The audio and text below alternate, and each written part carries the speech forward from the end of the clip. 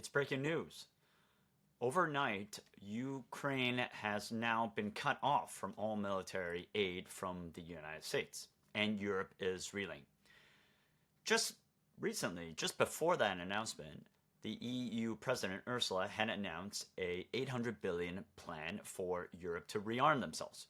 And there were essentially about 5 points where Ursula suggested that this funding could come from. And so Europe was starting to become a little bit more optimistic with trying to figure out the funding and understanding where they could get funding.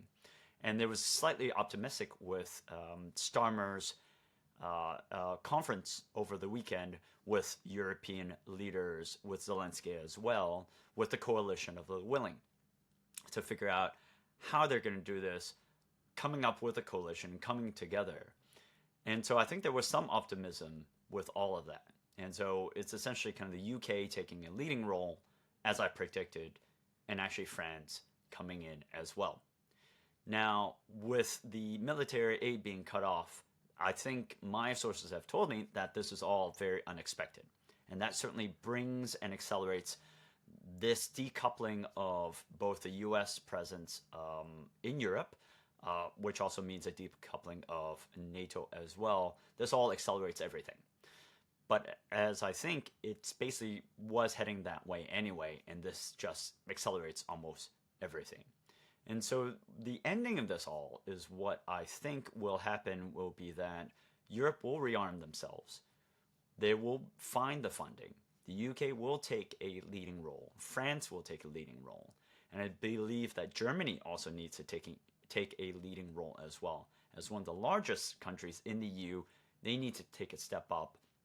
And they are right close to Russia as well.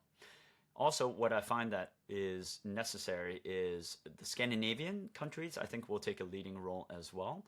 They are, and they have some experience dealing with Russia, and they understand the nature of the conflict and why they need to be very focused on that. So Finland, Estonia, perhaps even Sweden, I think will take a role.